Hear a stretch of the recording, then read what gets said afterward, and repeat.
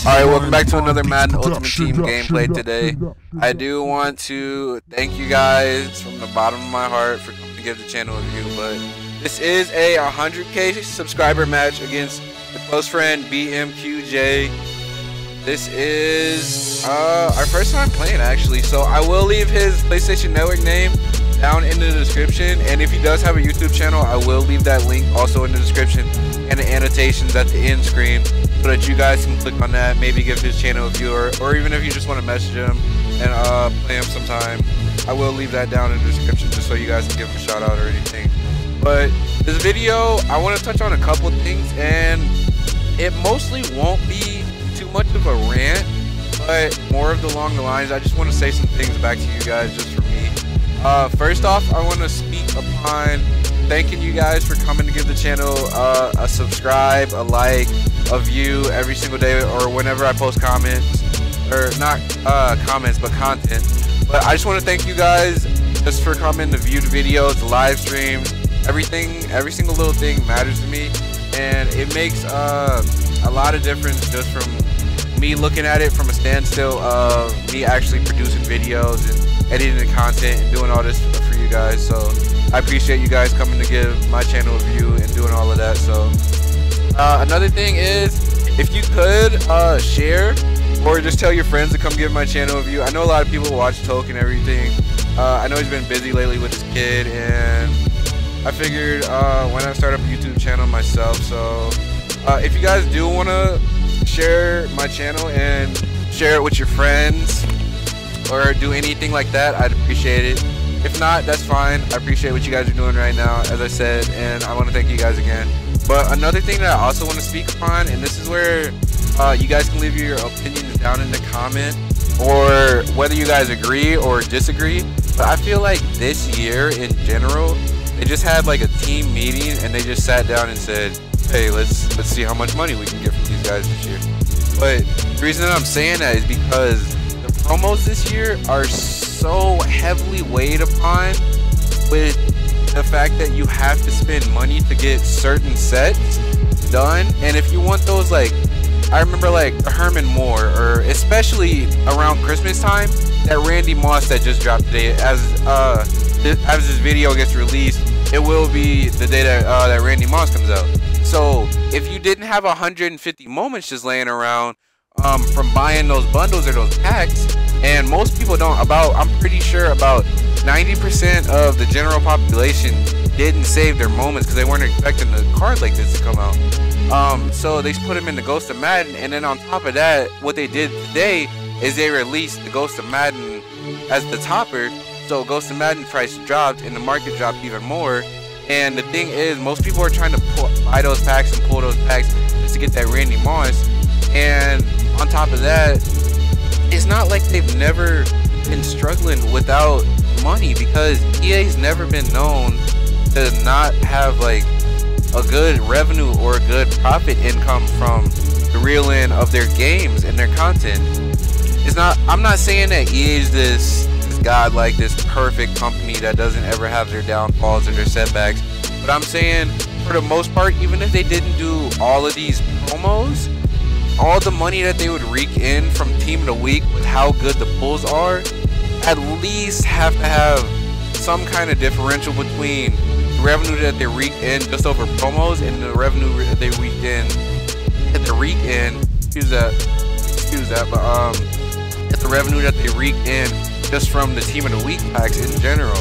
And it was a nice thing that they put in the 2 frozen items. It really isn't going to make that much of a difference, but the thing is, like, you had to buy those packs, or maybe if you grinded enough and you had enough points just sitting around, you might have been able to do that Dion set, just buying the players. But most people didn't have all that. They would have to sell their whole team just for one card. But spending the money on these kind of games, especially since these games go so fast and these games fly by so quick, it's just mostly in my opinion, I feel that EA is just trying to get the most money as they can out of these things. And I don't know why we didn't get the jump animation right there, but another thing that I want to tie in with the speaking on the money things of EA and the way that they're carrying themselves lately with just trying to, I feel, get the most money out of everybody, The gifts that have been coming out have been completely terrible, honestly. They came out with a 93 Brian Urlacher, which he plays good. He's good for run blocking. Good for, I think he has 93 spec catch or something. He has a good stat, I know that, but he's also strong, so he can break the tackles if you need him to. And if you do get a pick, I'm pretty sure if you're using him, that the person that picked it off, if you catch him in time, or if it's there in the secondary or safety, you'll be able to hit him and cause a fumble, which would be a good thing. But most of the time, that mostly won't happen unless there's a bad read that occurs. But also, like, sort of, it's just mostly just aggravating to me, just how bad that they're carrying out like the gifts this year. We got an 89 Rodney Hudson today, which another thing that I want to touch on before I continue on that is, if you are watching this video, go buy those Rodney Hudsons, because you're gonna need 89 or overall higher player card to put into those 90 and overall higher sets for next month. So even though they're about 10K and it's not really that good of a card, the thing is that that card is actually a snipe. And what I wanted to tie in with that is, if you guys want me to live stream this weekend or this week and just talk about just flipping legends, flipping cards in general, my sniping filters, if you guys want me to do that, just let me know, and I'll do that. I'll even do it this week if you guys want me to. So just leave it a comment in the description, or not in the description but in the comment section, and just let me know what you guys want me to do. So other than that, back to the gameplay. This game was really close, but my defense really showed up to play as Lavonte Davis. Just as I'm speaking about that, he does get the pick 6. And I did get some messages about how my scheme is ran. You guys want to see some new updates on the team, whether you guys want me to do certain players or certain cards. Just let me know what you guys want to see. I can do reviews, I can do all that. Whether you guys want me to do that or not, just let me know down in the description, and then I'll be able to do that for you guys. So another thing that I wanted to touch on is, I've been getting some questions about how the Jalen Ramsey plays, and he plays phenomenal in my opinion. As you can see, he did pick off Ed McCaffrey, which is one of the taller receivers in the game right now. And his spec catch and catching traffic isn't really that high. It's not like Cromartie's 90 spec catch, but it's not like he doesn't have about actually, and Dion fucking fools so much. If you're using that 85 Dion, do not use it. Please do not put that card at punt return or kickoff return. That card gets hit, the ball's going flying. I'm just letting you know. So I got the Jalen Ramsey pulled up right here. So he has about, exactly, he has 57 spec catch and 56 catch traffic, which he does have to play the ball in air, and that is a balance trait, but he picked up Ed McCaffrey, so that just lets you guys know how good of a card it is. I'm not saying go for triangle every single time. Most of the time, if you want to be a smart player, go for the slot. I'll always emphasize and tell you guys to do that more than anything, unless you have a lockdown corner. Like if you have like Dion per se, then for sure go for the triangle, or for sure go for play for ball, or play the receiver. Does anybody even use X anymore in these games?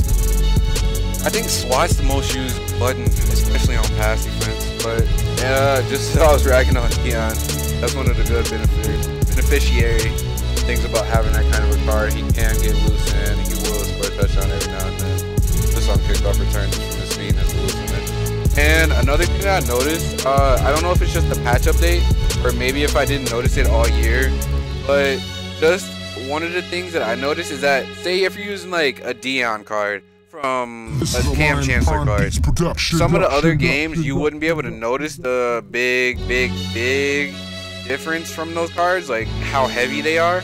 But I can feel the difference just from using like a Cam Chancellor card from using it, from say like a Dion card. Lavonte, oh, he almost had his second pick 6 right there. And I did get another question about that Lavonte David. He plays absolutely amazing. And some people were questioning why I sold Thomas Davis, and that's another reason why I did sell him. not saying that Thomas Davis wouldn't have been able to make that play. It's just Thomas Davis is so slow. He's so like compared to Lavonte David, 85 speed's good, but because he does get the rocket catch animation right there.